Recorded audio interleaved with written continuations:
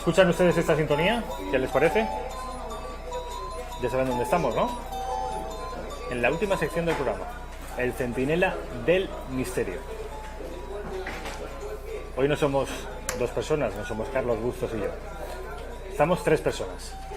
Carlos Bustos, buenas tardes. Buenas Centinela, tardes. buenas tardes. José Luis Hernández Garbi, buenas tardes. Buenas tardes, un placer estar con vosotros. José Luis Hernández Garbi es el autor de este libro. Es amigo de Carlos Bustos y es el autor de Magnicidio. Ya ven ustedes, la portada es una diana. Parece la diana de un rifle de mirada telescópica. Y en mitad de esa diana, de esa mirilla telescópica, aparece la cara del presidente de los Estados Unidos, John Fitzgerald Kennedy. Están viendo ustedes quizá lo que estuvo en la mira telescópica del asesino de John Fitzgerald Kennedy unos segundos antes de apretar el gatillo. Crónica negra de los presidentes asesinados de los Estados Unidos. No solo Kennedy, como habrán podido ustedes sospechar por ese subtítulo. Es un libro de la editorial Luciérnaga. Y tenemos afortunadamente al autor. José Luis, yo te agradezco mucho que hayas venido y, Carlos, yo te agradezco mucho que hayas traído a tu amigo... Amigo y colaborador del Centinela del Misterio. Colaborador del Centinela del Hay que Misterio. aprovecharse los amigos para todo. Ustedes saben que este programa es el hermano homónimo del más antiguo programa de radio, el Centinela del Misterio. Magnicidio. Vamos a ver, si te parece, José Luis, nos das unas pinceladas de en qué consiste este libro. Es un libro que acabas de publicar, se puede encontrar a la venta desde hace muy poquito, ¿no? Sí, desde el día 5 de este mes ya está a la venta pues, en las librerías. 5 de abril, apenas 10 días a la venta. Cuéntanos un poquito, José Luis, ¿en qué consiste Magnicidio? Bueno, pues es un ensayo histórico en el que he querido reflejar pues, los diferentes magnicidios, intentones también de magnicidio, que se han producido en la corta historia de los Estados Unidos.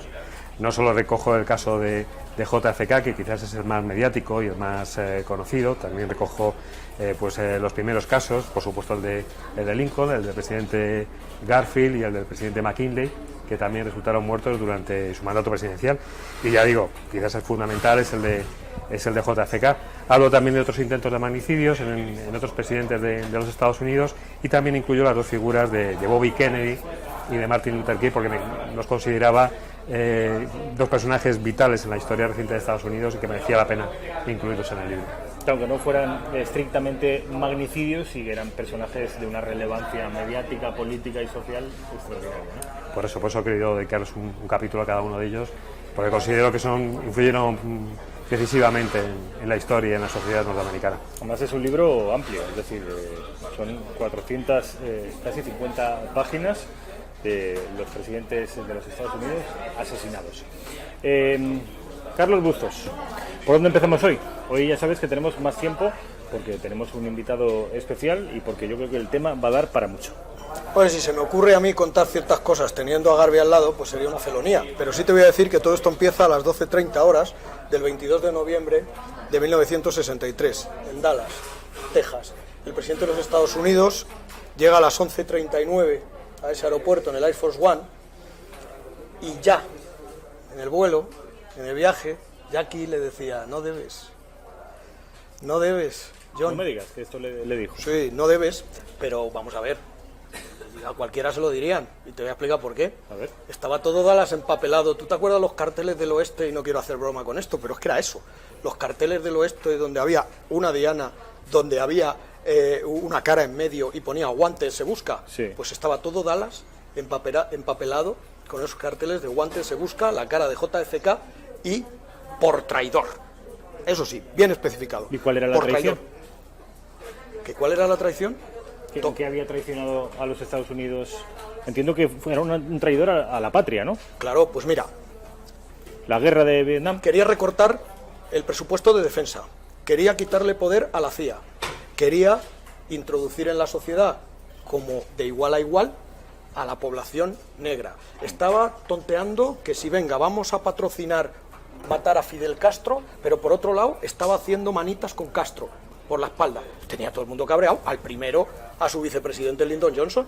¿O no? Quizá también su condición de católico en una patria en donde el protestantismo habría sido hegemónica también pudiera tener que ver. Pero estoy convencido de que sí también. Traidor. Su mujer le advertía ya en el vuelo que le llevaba a Dallas que no tenía una buena sensación aquel día, ¿no? Que no debería, pero además hay una serie de cosas que no se pueden entender. Y es, ¿a quién se le ocurrió? Imagino que a su jefe de seguridad. ¿A quién se le ocurrió, teniendo todo Dallas empapelado de cartelitos de wanted y por traidor, y con todo el mare magnum que había, ¿a quién se le ocurrió darle paseitos por Dallas en un coche descapotable? ¿De quién fue la brillante idea? Sí, desde luego muy inteligente no parece. Los servicios de seguridad parece que muy astutos, o quizá fue deliberado. Es que mira, el otro día José Luis en el programa, que hemos hecho un programa de radio impresionante sobre JFK, porque José Luis lo tuvo que hacer impresionante, porque sin él no hubiera sido igual. Di el título para que la gente lo busque. JFK, Crónica de una muerte anunciada, como Gabriel García Márquez. El Centinela del Misterio, JFK, Crónica de una muerte anunciada. Lo buscan en metropolitanradio.es o en iVoox y vamos, lo van a encontrar porque es muy recientito el programa. Lo van a encontrar fácilmente y además, al contrario que en este espacio, que el tiempo es limitado, la tele saben ustedes que el tiempo siempre es mucho más limitado, allí le dedicaríais 2 horas por lo menos. 2 horas 10 minutos, sí, creo. Algo más, pues sí. Nos pasamos. 10 minutos, es decir, con un análisis mucho más exhaustivo del que van a ver aquí. Eso no significa que dejen de ver este programa. No, por favor, por Dios. favor. ¿Qué me decías del otro día que estuvisteis con el programa? ¿De qué estábamos hablando? Bueno, hablábamos del tema de la limusina, de por qué fue descubierto. Ya me acuerdo, que se me ha ido el santo al cielo, porque has cambiado de tercio, sí. Porque eres muy hábil. Escúchame, no, el problema era que, como no le van a tener ojeriza con todo lo que hizo JFK, sino que además había un problema terriblemente serio, y es cuando me dice José Luis que los de la CIA fueron muy listos, y yo más o menos discutíamos y yo decía, e incluso hice un chiste, decía, no, los de la CIA para mí son muy tontos. No, estaba pensado. O sea, mira, en otros temas puedo tener ciertas dudas, pero con JFK no me cabe la menor duda de que es un magnicidio en toda regla. Tenía a todo el mundo enfadado, tenía a la mitad de la población de los Estados Unidos cabreada, y sobre todo a los que más tenía cabreados es a su vicepresidente Lyndon Johnson, a todos los demás poder, por ejemplo la CIA y por ejemplo el FBI, y desde luego, no te quepa la menor duda, y no te olvides una cosa, Lyndon Johnson había sido miembro del Ku Klux Klan, y no me cabe la menor duda, la gran clase social de los norteamericanos estaba también en contra de JFK, de ahí la detención que ahora hablará muy bien José Luis, de Clay Shaw, es el único detenido del caso JFK, y después de tanta parafernalia es absuelto, cuando tenía todo, absolutamente todo en su contra. Pero eso mejor que lo cuente José Luis. A ver, José Luis, te pasan los trastos de matar, como hablan los toreros. Sí, bueno, lo ha explicado muy bien Carlos. La verdad es que con el caso de JFK, que ya digo, quizás es el más mediático, el más conocido de todos los magnicidios, a mí tampoco me cabe ninguna duda de que existe una conspiración para acabar con la vida del presidente. Hay muchísimas... Primera noticia, y ahí tienen un titular que yo creo que me parece fascinante. Un experto en la crónica negra de los magnicidios acaba de decir que no tiene ninguna duda en que aquello fue un asesinato planificado desde altas instancias. Por supuesto que sí. Yo creo que los más grandes poderes dentro de la administración norteamericana estaban implicados. También lo ha dicho Carlos. Las agencias federales, como podía ser la CIA, se oponían a la presidencia de JFK, el FBI, por supuesto, con Edgar Hoover, tampoco, incluso llegó a abrir al propio presidente una ficha dentro del FBI para seguirle todos sus escándalos sexuales y poder utilizarlos a lo mejor contra él. Nos encontramos también al gran complejo industrial militar de los Estados Unidos, que no veía muy bien la intención de JFK de sacar a Estados Unidos fuera de la guerra de Vietnam. En fin, hay una serie de grandes, la mafia por supuesto, no deberíamos olvidarnos de ella, hay una serie de grandes poderes económicos, mediáticos en Estados Unidos que, bueno, pues no les interesaba que JFK siguiera siendo el presidente. Si ya, aunque solo uno de ellos hubiera tenido suficiente poder para acabar con la vida de un presidente, si los juntamos a todos, pues tenemos la conspiración perfecta. La conspiración perfecta, y ¿cómo se concreta? Es decir, ¿quién la concreta? ¿Quién aprieta el gatillo? ¿Quién es el autor material del crimen? Porque hasta en esto existen dudas. Claro, esa es la clave de todo. ¿Quiénes realmente apretaron los gatillos de varias armas? Para empezar, ya y no de fue... diferentes sitios. Y desde diferentes posiciones, efectivamente. Yo también estoy convencido de que no fue no fue Lee Harvey Oswald como nos han vendido a lo largo de todos estos años, como también llegó la conclusión a la que llegó la Comisión Warren en su momento, que acusó simplemente a Lee Harvey Oswald como el asesino.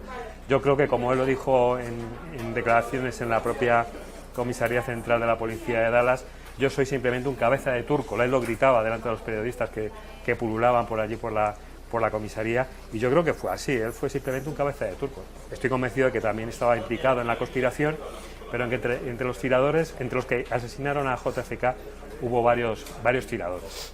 Yo creo que incluso las imágenes, la famosa película Zapruder, esta famosa película tomada con tomavistas en color, en la que se le ve como JFK recibe un impacto frontal en la cabeza, pues yo creo que es Cuando claro. ya la limusina estaba de espaldas al almacén de libros. Efectivamente. Y eso no puede, claro, no da lugar a un... Mira, estamos viendo... Bueno, esto es Esa la famosa bala mágica. bala mágica. Esto es increíble, o sea, esto no se lo cree nadie. Estos son momentos antes de... Sesame Street está a punto, la limusina presidencial, de girar hacia la Plaza Dili. Esto es justamente unos segundos después, es un fotograma de la película Zapruder. ¿Sabes lo que está haciendo Jackie Kennedy ahí? Muchos dicen Intentar huir. que quería intentar huir. No, estaba cogiendo un trozo de cerebro de su marido, que salió despedido. No me digas. Te digo, bueno, que te lo diga José Luis, en el libro hay un pasaje de eso en concreto, y otros pasajes de otros presidentes, pero en concreto ese, que pone a la carne de gallina. Intentar recoger un trozo de cerebro. Sí, lo comentábamos también en el programa de radio. Hay que entender que Jackie Kennedy en ese momento estaba bajo estado de shock. Y ella, si se ve en las imágenes de la película Zapruder, está justo al lado del presidente, le está preguntando exactamente qué te pasa, qué es lo que te está pasando cuando recibe el primer impacto en la garganta, y ese momento es cuando recibe el impacto frontal que le revienta la cabeza.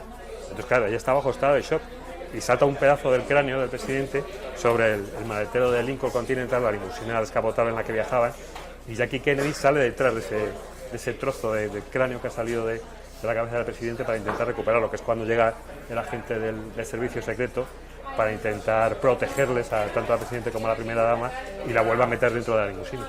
En mi opinión, Kennedy no tenía mucho cerebro. Si encima ya le salpica un trozo al capó, menos todavía. Pero déjame que te diga una cosa. Menos cerebro tienen todavía los conspiranoicos y los que organizaron ese magnicidio, porque no se les ocurre más que poner a Lee Harvey Oswald, que Lee Harvey Oswald supuestamente el que apretó uno de los gatillos, de lo alto del edificio donde estaba el almacén de libros, concretamente de la quinta planta. Los disparos los hace con un rifle más o menos lo más parecido a un rifle de las ferias para tirar ositos de peluche. Un rifle que dicen que se dispara en 5 segundos, cuando realizar 3 disparos con un semiautomático que ni siquiera era manual, era clac, clac, clac, era de cerrojo, tardan muchísimo más. Generalmente el primer disparo es el bueno. O sea, te da tiempo a apuntar, has cargado, tienes cargado el rifle, apuntas y en ese momento aparece el Lincoln Continental girando la Plaza Dili y dándole la espalda prácticamente o de lateral a Lee Harvey Oswald, que está en lo alto. Bueno, el primer tiro es el que falla, el segundo es el que parece que le da en el cuello, y cuando ven dice, pues es que este tío es muy malo. Es cuando desde una especie de tablado o de valla que hay justo casi enfrente de John Fitzgerald Kennedy, es cuando le pegan el tiro de gracia, y ese no falla. Ese no falla. Es el que le da en la cabeza aquí, ¿no? Sí, le da en el mortal. Del cráneo, en la porque el parte frontal. primero El es de la garganta no lo mata. No, esa es la famosa... Cuéntale la historia porque es Lo espectacular. de la famosa bala mágica, ¿no? Sí, la famosa bala mágica, que como hemos visto en el gráfico que habéis puesto en imágenes, pues tiene una trayectoria que es imposible para las leyes de la física. Es una bala que bueno, tiene un recorrido que cambia varias veces de dirección, se mantiene suspendida en el aire durante unas milésimas de segundo, vuelve a impactar contra el gobernador Connally, que es el que va sentado en el asiento delantero de la limusina, le hiere, luego vuelve a cambiar otra vez de dirección completamente, le vuelve a herir al senador Connally, en fin, es una bala. Entonces, y luego estamos viendo las imágenes de la famosa bala mágica, que es que encima, luego, después de todos estos impactos y de este recorrido, aparece intacta, que es lo más sorprendente, ¿no? Ahí tenemos el recorrido, El recorrido absurdo y desafiando todas las leyes de la física. Bueno, y si esto es imposible, en realidad, ¿qué es lo que pasó? Si esa bala no pudo hacer ese recorrido, que fueron entonces varias balas, a ver, ¿cuál es la teoría alternativa? Porque sigue siendo aún a día de hoy una teoría alternativa. La teoría oficial es que eso ocurrió así. Pues la teoría alternativa, y la más probable también, es que hubo varios tiradores en esa plaza de Dili apostados en diferentes... ¿Cuántos? Pues yo creo que 3. Yo creo que Oswald no. ¿Oswald no disparó siquiera? Yo creo que Oswald ni siquiera disparó. Oswald, en sus informes, él sirvió en los marines, estuvo en los marines y en las evaluaciones que les hacían en el cuerpo de marines, cuando tenían que hacer pruebas de tiro, él era calificado como tirador mediocre. Entonces, si le ponemos un edificio de 4 plantas, desde una ventana que tampoco tenía demasiada visión, con un objetivo en movimiento. Árboles por medio. Árboles por medio. Un rifle de la Segunda Guerra Mundial, que ya en la Segunda Guerra Mundial era el rifle reglamentario de las fuerzas italianas en la Segunda Guerra Mundial, ya en aquel entonces era famoso porque era un mal rifle. Encima era de cerrojo, con lo cual los disparos eran más lentos. Entonces, acusarla de haber efectuado los disparos, yo creo que en algún momento alguien, dentro de esta gran conspiración o dentro de la gran trama, le dijo que tenía que estar allí por algún motivo, como observador quizá, y bueno, pues luego se vio involucrado en toda la trama. Y él, yo creo que cuando está en la comisaría de Dallas es consciente de que le han implicado como el autor del crimen. Pero ¿qué hay de ese presunto viaje a Rusia, de estar a sueldo de los soviéticos? Claro. Porque todo de esto también se habló. ¿Él había estado efectivamente en Rusia? Había estado efectivamente en Rusia. Lo comentábamos también en el programa de Carlos, que es sorprendente, es una historia también increíble. Él, habiendo servido en los marines, habiendo sido radarista, teniendo acceso a información confidencial de los Estados Unidos, en una época en la que estamos en plena Guerra Fría, que unos años antes habían ejecutado al matrimonio Rosenberg en Estados Unidos, los primeros civiles que son ejecutados en Estados Unidos por espionaje, que a este señor, a Lee Harvey Oswald, se le permita viajar a la Unión Soviética. Y luego encima es que llega a la frontera de la Unión Soviética y llegan los soviéticos y le digan: usted ha sido marine. Sí, he sido marine. No, y además ha tenido acceso a información confidencial. Sí, pues pase usted libremente aquí a la Unión Soviética. Es algo sorprendente que nos llama muchísimo la atención. Pero es que es más, después de pasarse una temporada viviendo en la Unión Soviética, se casa con Marina, con su mujer rusa, y llega un momento y dice: no, ya me he cansado de estar en la Unión Soviética. Quiero regresar a los Estados Unidos, cuando unos meses antes había estado diciendo todo lo contrario, que quería renunciar a la nacionalidad americana. Entonces le dicen los rusos: sí, puede usted irse de la Unión Soviética, no hay ningún problema. Y va y sale de la Unión Soviética. Y es que encima vuelve a llegar a Estados Unidos y los Estados Unidos le dicen: ¿quiere usted venir y entrar otra vez a Estados Unidos? Adelante. ¿Ha estado en la Unión Soviética? No, sí, pase, no, sin ningún problema. Ya veis que a cualquiera de nosotros ahora mismo viajamos a los Estados Unidos y nos hacen rellenar este formulario en el que nos preguntan: ¿piensa usted atentar contra el presidente de los Estados Unidos? Yo no sé si en ese momento se lo llegan a preguntar a Lee Harvey Oswald. No, desde luego es alucinante y la historia no se sostiene. La versión oficial, desde luego que a día de hoy, tantos años después, no se sostiene. Ahí en el rifle había huellas de otra persona y estaban las de Oswald, que se la habían puesto después de haberle asesinado a Oswald. O sea, cuando Jack Ruby le pega un tiro, que son las famosas imágenes donde a bocajarro sale un ferviente admirador de John Kennedy, asiduo de locales nocturnos y de diferentes aficiones al sexo, como las que tenía el presidente, por otro lado, no nos engañemos, ¿vale? Después de estar muerto Oswald, es cuando aparecen, alguien coge y le pone la mano en el rifle, porque al principio no había huellas de Oswald en el rifle. Desde luego qué desastre y qué mal, además para ser una operación en teoría de las altas esferas, y qué mal hecho, ¿no? Qué chapucero. Es que yo no creo que está mal hecho. Yo creo que sí. Ahí discutimos un poco Carlos y yo, pero yo creo que, hombre, es que implicar a tan altas esferas y tantas agencias federales y grupos políticos en una conspiración resulta muy complicado. Es muy complicado, ¿no? Pero yo creo que no está mal organizada, porque al final consiguieron su objetivo y al final tampoco sabemos quién realmente estaba detrás del magnicidio. Pero José Luis estará de acuerdo conmigo que se ha organizado un mare magnum y una confusión, cuando si el que está en lo alto del edificio de la Plaza Dili es un francotirador con un rifle en condiciones que en el año 63 no eran los de la Segunda Guerra Mundial, 2 tiros seguidos, muerto Kennedy, se acabó el tema. Luego te puedes cargar a ese exactamente igual, haces la misma jugada que se hizo con Oswald, pero no necesitas que un tío falle para que salga uno detrás de aquella valla a pegarle el tiro de gracia. Para mí es una auténtica chapuza de la CIA, y el chiste ese que contaba cada vez estoy más convencido, y parece que te sentó un poco mal, porque yo me metía con la central de inteligencia, que a veces tienen de todo menos inteligencia, ¿vale? Y él defendía y él pensaba que lo habían hecho bien. Yo, para mí, una central de inteligencia que hace esa chapuza, que está en boca de todos, que está en bajo sospecha siempre, pues si lo interesante es hacer las cosas de guante blanco y que no deje residuos, y dejaron todos los que quisieron y más. En el mes de octubre, la nueva presidencia norteamericana de Donald Trump abrió una serie de archivos que contenían información sobre el caso de Kennedy, aunque algunos otros archivos no fueron abiertos. Parece que la CIA y el FBI estuvieron presionando para que no se abriera del todo el caso. ¿Qué luz aportó, si es que aportó algo de luz, esos nuevos archivos? Yo la verdad es que cuando salió esta desclasificación de nuevos documentos, además es un tocho bastante importante de documentación, la verdad es que estaba ya el libro en imprenta, entonces no lo pude incluir, pero lo que luego a posteriori he estado revisando, la verdad es que tampoco aporta nada. Si no hubiera sido... Inciden en temas pues en los que la comisión Warren en su día investigó y bueno, no aportan realmente nada nuevo, ¿no? Insisten un poco en lo que ya todos conocemos. Entonces, bueno, sigo pensando que es una cortina de humo y sigo discrepando con Carlos cuando yo creo que la CIA lo hizo muy bien, porque al fin y al cabo lo que hizo fue generar una cortina de humo. Estamos hablando de todo esto, de que se hizo muy mal, de que Lee Harvey Oswald fue el único implicado y distraemos la atención de otros aspectos que podían estar relacionados con el magnicidio, pienso yo.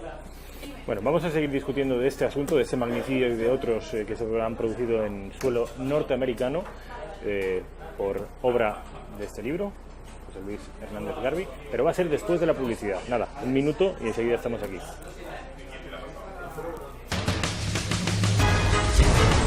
Vale, a ver. Ya estamos de vuelta en la redacción abierta de Intereconomía. Estamos en la sesión de El Centinela del Misterio, ya saben ustedes, con Carlos Bustos y con José Luis Hernández Garbi, que hoy nos está hablando sobre el contenido de este libro, Magnicidio. Ya ven ustedes un rifle de mira telescópica apuntando a la cabeza de un tal John Fitzgerald Kennedy, el primer presidente católico de los Estados Unidos. Pero no habla solo este libro de John Fitzgerald Kennedy, es una crónica negra de los presidentes asesinados en los Estados Unidos. Presidentes y otras personalidades norteamericanas que, si bien no ocuparon la Casa Blanca, sí tuvieron una influencia muy relevante en los Estados Unidos. Acabamos la anterior sesión de esta sección del Centinela del Misterio, hablando sobre los documentos desclasificados de Donald Trump, documentos que se desclasificaron en el mes de octubre, unos documentos incompletos. Esto es importante. Parece que hubo presión por parte de las agencias de inteligencia norteamericanas para que esos documentos no se abrieran del todo al público.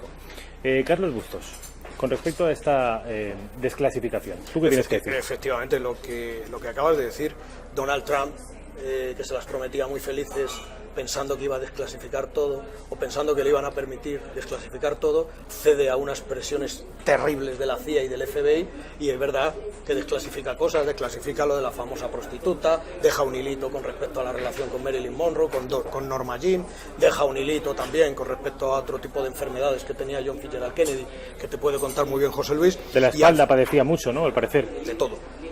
De todo. ¿Y lo de la prostituta, por curiosidad, esto en qué consistía? Pues una prostituta que aparece tirada en un descampado, ¿verdad? Sí. Ante porque prácticamente lo ve todo y es testigo en una de las orgías de Clay Bertrand o Clay Shaw. Clay Shaw era su nombre real, Clay Bertrand era su alias.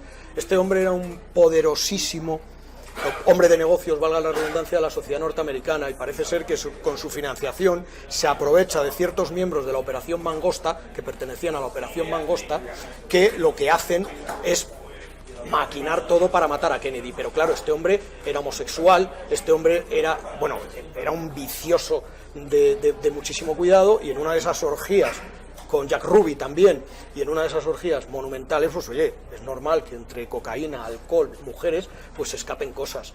Y hay una de las prostitutas que están en esas orgías, pues que se entera prácticamente de todo, de lo que estaban maquinando para matar a John Fitzgerald Kennedy.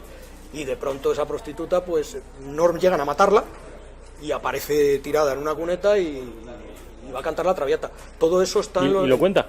¿Y la prostituta que estaba viva? La prostituta estaba viva. ¿Y cantó la Traviata? ¿La hicieron caso? Es que, como ocurre en todo lo que está relacionado con el caso JFK, todos los que van a hablar o van a decir algo o van a contar verdad, pues desaparecen o en extraños accidentes, o mueren asesinados, o mueren de cáncer, un cáncer terminal y fulminante. En fin, todos los personajes que tienen algo que contar sobre la historia de JFK, pues mueren tempranamente. No llegan a ser. El caso es que Trump se baja los pantalones, efectivamente, y saca una serie de documentos, pero se compromete con la CIA que hasta dentro de 25 años no se van a desclasificar más documentos, y curiosamente los documentos, que es el núcleo real y el núcleo más sensible de lo que ocurrió en el magnicidio. Por eso hay unos que han ido de mártires, otros han ido, por ejemplo, el fiscal Garrison, que saca todo esto. Garrison tenía un afán de protagonismo terrible, pero el hombre estaba luchando contra molinos. Era imposible casi. A mí no me parecía un tío de lo más serio ni de lo más coherente, pero sí es cierto que tuvo mucho valor y solo pudo imputar, llamar a declarar a este Clyde Bertrand o Clay Shaw, solo pudo a él, y además después de la cantidad de mentiras que se dicen en el juicio, después de demostrarse en el juicio que lo de la bala es materialmente imposible. ¿Vale? Con la comisión Warren es imposible. Después de todo eso, Clay Shaw sale totalmente inocente, y se acabó el caso JFK. Nadie lo ha vuelto a reabrir, nunca se ha producido ninguna, no se ha vuelto a reabrir el caso. Fue muy famosa la película de JFK, de Oliver Stone. Sí, pero ahí se pone a Garrison en muy buen papel, y no es solo todo lo que reluce, igual que con Kennedy. Yo no tengo nada en contra de Kennedy, me parece un presidente que quería hacer cosas importantes por los Estados Unidos. Eso fue lo que le mató. Es el famoso dicho: ¿a Kennedy le mataron los comunistas o fueron los... o la extrema derecha? ¿Quién fue? La extrema derecha mandada por Lyndon B. Johnson, que recuerdo otra vez que había sido miembro del Ku Klux Klan, o los propios comunistas, que estaba jugueteando con Khrushchev, estaba jugueteando con Castro, mientras por el otro lado le hacía caritas y carantoñas a la CIA, al FBI, para que se los cargaran. ¿Cuál es tu opinión? Entiendo que no puedes demostrarlo, no tienes pruebas, pero ¿cuál es tu opinión? Tú, en la intimidad, ¿tú qué crees que ocurrió? ¿Cuál fue el instigador del asesinato? ¿O quién? Hubo varios instigadores del asesinato, y tanto desde un extremo del espectro político al otro, como bien ha dicho Carlos. Es que todos resultaban beneficiados con la desaparición de Kennedy. Los grupos de la derecha más radical en Estados Unidos, pues desde luego no les caía nada bien JFK, y también sus postulados se veían reforzados, ¿no?, si desaparecía JFK. Por Dios, quitarle poderes a la CIA y reducir el presupuesto de defensa en medio de la Guerra Fría, con todo lo que estaba cayendo. Y encima, no olvidemos que el país más moderno del mundo, la democracia más importante del mundo, en el año 63, te montabas en un autobús y había carteles que ponía white, black. Había bares donde se sentaba un negro, no podía sentarse un blanco. Estos son los modernos. Y no había algodonales todavía, había algodonales, pero no había esclavitud de milagro. ¿Vale? No olvidemos eso, y eso es lo que quería erradicar el amigo JFK. Y Bobby Kennedy también. Hay que recordar que Bobby Kennedy es el ministro de Justicia, digamos, del mandato de JFK, y bueno, él abogó porque se acabara con la segregación racial, que, para hacernos una idea, era prácticamente la que ha existido hasta hace unas décadas en la Sudáfrica del apartheid. Entonces, bueno, pues eso también generó muchos odios en muchos estados del sur. Y la prueba la tienes que unos años después, José Luis, veían que Kennedy podía ser presidente de los Estados Unidos, en este caso Robert Kennedy, el hermano, podía ser presidente de los Estados Unidos, y corrió la misma suerte. Otro tiro. Sí, además en un atentado también rodeado de una obra de misterio, en la que posiblemente también existe una conspiración todavía más extraña y misteriosa que la del propio JFK. Una última pregunta para acabar con el caso de JFK. Carlos, ¿tenías algo en el tintero con respecto a lo de JFK? No, con respecto al fiscal Garrison. A Garrison. Sí, como estaba comentando, coincido completamente con Carlos en que era un personaje que le gustaba aparecer en los medios, figurar mucho, y quizás a lo mejor él se planteó, su error mayor fue plantearse el caso JFK y el juicio como algo mediático, para que él promocionarse, cuando en realidad debía habérselo tomado más en serio. Pero yo creo que cuando empieza a investigar sobre el caso se da cuenta de las implicaciones que tiene realmente, y yo creo que en algún momento llega incluso a asustarse. Es famoso también, lo comentábamos en el programa, el famoso viaje que hace a Washington, parece ser que reclamado por alguien que el señor X, el famoso señor X, que no sabemos si existió o no existió. Despejarme esto, hace un viaje a Washington reclamado por un tal señor X. Señor X dicen que era ¿con qué fin? el equivalente al jefe del Estado Mayor de la Defensa aquí, y, digamos, el encargado particular de la seguridad del amigo JFK. Y justo cuando se sabe que se va a dar un baño de multitudes en Dallas, a este señor lo destierran prácticamente de su trabajo habitual, le mandan a una misión que podía haber ido hasta yo a esa misión, y se le quitan del medio porque bien claro dice este señor X, es que si yo hubiera estado ahí ocupando mi puesto, esto no hubiera ocurrido. ni Kennedy va a Dallas, y si va, ni va en un coche descapotable, y no hubiera ocurrido, hubiera doblado la seguridad, hubiera doblado... O sea, que estaba todo más que preparado. Y este señor X se hace muchas preguntas y este señor X es el que le dice a Garrison, detén a alguien. O sea, detén a alguien. Necesitamos una detención. Necesitamos una detención, haz algo así. Pero esto te lo puede contar muchísimo mejor él, porque es que son las 3 preguntas clave. Claro, es que yo pienso que... Yo tengo otra versión sobre el señor. Tú piensas que no existe el señor X. Ese viaje a Washington no existe. Existe ese viaje y yo creo que existe ese señor X. Pero la verdad es que la entrevista que mantiene con Garrison es de un cariz muy diferente. Este señor X la amenaza. Justo lo contrario. Efectivamente, la amenaza. Le dice, no sigas por aquí, no sabemos a qué nivel fue la amenaza. Que yo creo que le dijo, no sigas por este camino porque a lo mejor a ti te da igual lo que te pueda pasar. Pero tú tienes una familia, tienes una familia numerosa, Garrison, y le puede pasar algo a tu familia. Yo creo que le hace una amenaza velada. Porque a partir de ese momento Garrison deja casi de investigar el caso. Pero detiene al civil más importante.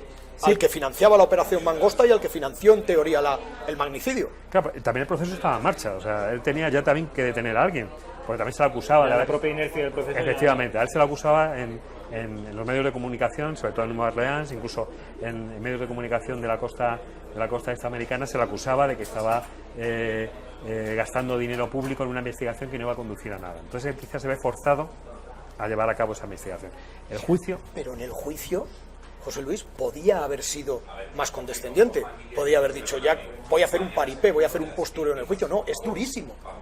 En el juicio se comporta muy duramente con los posibles acusados. Sí, él intenta sacar una declaración, tanto en la investigación anterior al juicio, con sus colaboradores de la Oficina de Investigación de la Fiscalía, como una vez en el juicio.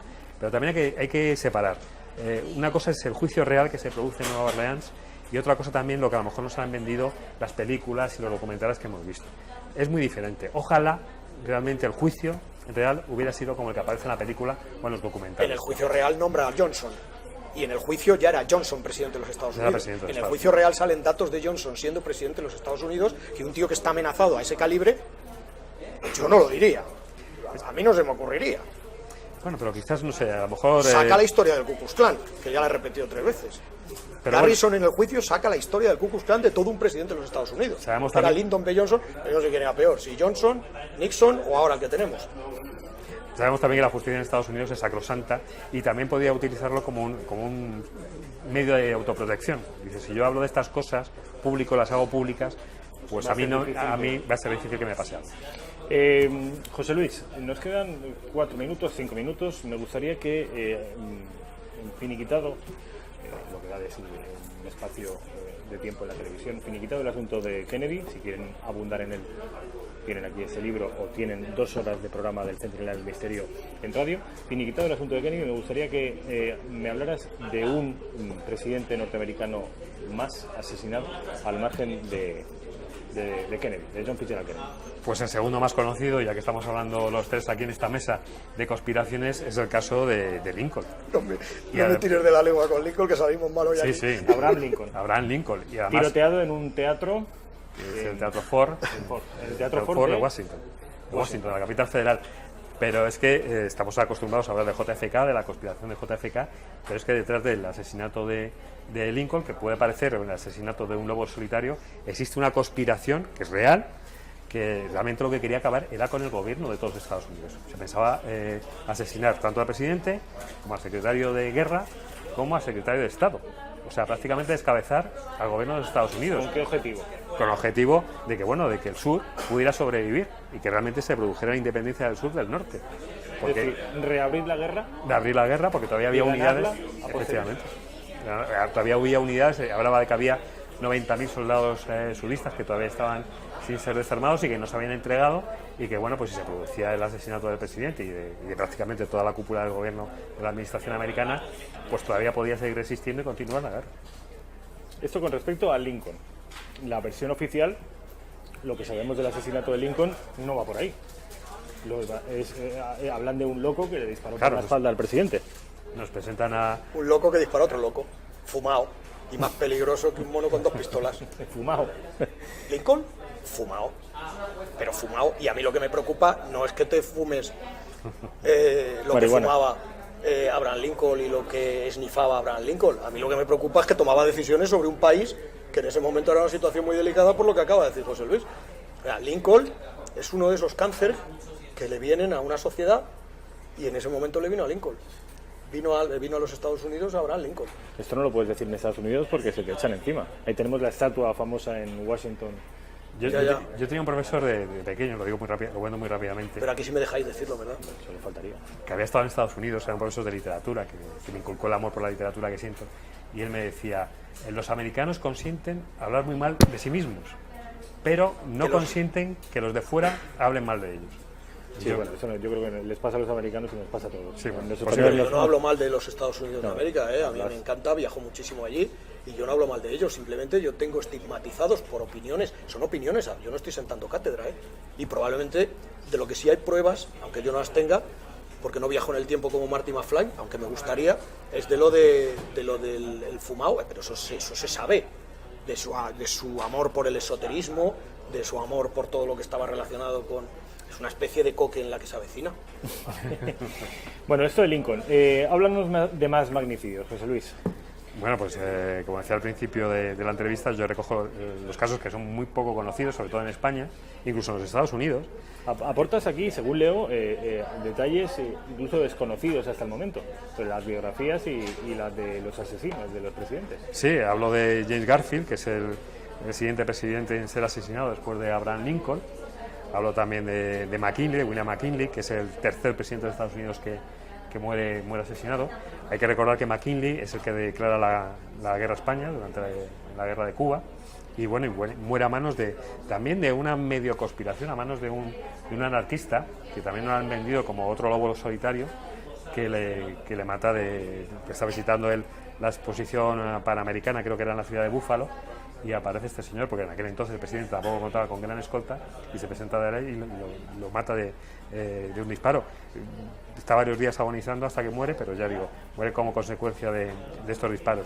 El caso de Garfield, también lo comentábamos, quiero recordar, no sé si en la presentación del libro, que tuvo una agonía tremenda, se pasó 80 días agonizando a consecuencia de las graves heridas, porque los médicos, no había la profilaxis ni los medios sanitarios para curar esas heridas, y se pasaron 80 días literalmente hurgando en la herida del presidente, hasta causarle una septicemia de la que finalmente murió después de 80 días atroces de sufrimientos y de dolores.